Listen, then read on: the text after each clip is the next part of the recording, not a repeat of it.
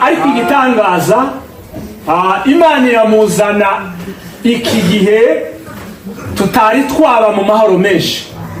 Narabitekereje cyane bavuze ko yaje, mbona ni umuntu ukunze igihugu cyane, umuntu uri atari mu ntambara nubwo inari iwabo, ariko rero bitarakomera agatekereza gushikana muri iki gihe akunze igihugu.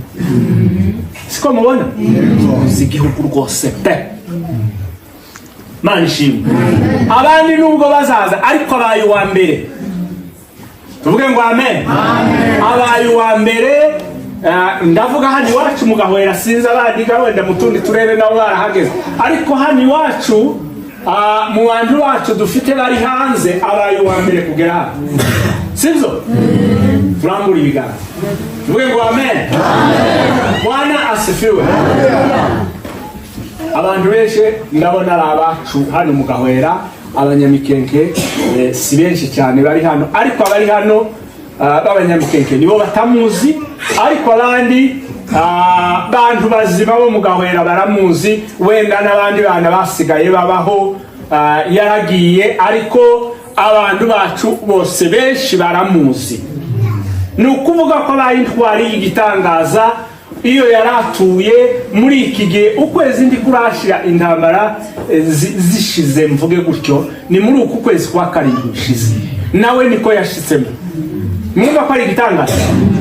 Akoze igitangaza cyane, ni umuntu ukunze igihugu, turamwiyegereza, ndagira ngo turamwishimira.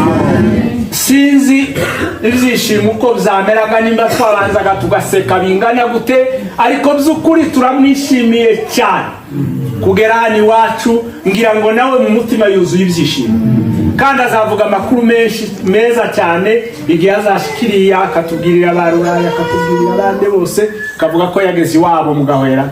Ngira ngo abantu bazaneze. Amen. Wachane amen. Wezi mani tuwahiro haleluya. Haleluya. Ubwo rero ari kumwe na mwene data umunyamakuru kuva hari Irundu, umwana we ni wacu, ngira ngo aba mu kanisa rya Selpa, sinzi ni umuselpa, ni we ni wacu, ariko bari kumwe ni umunyamakuru. Ubwo rero turabahagurutsa hamwe na pasteri, kandi nawe ni umupasteri. Tungisha hariya ni umupasteri. Amen. Urumva ukuntu bimeze neza. Yavuye hano ari umukristo twizera cyane, ngo ashikiriya arabukomeza, ubu ngubu ni umupasteri. Mana ishimwe. Wezi Mana icyubahiro. Haleluya. Haleluya. Yatugiriye neza abo twareze, ubu ngubu nabo bakaba bageze mu rwego rwo kuturera, kandi ari n'abayobozi. Mana ishimwe. Reka bahaguruke rero tuyegereze.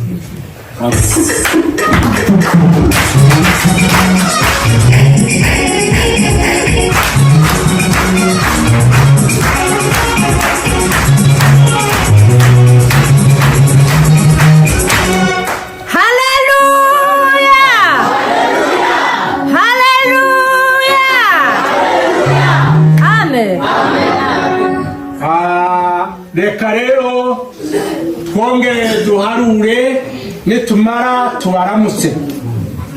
Bwana asifiwe. Haleluya. Rimwe, kabiri, gatatu. Mwaramutseho bavandimwe n'Imana ibahe imigisha. Haleluya.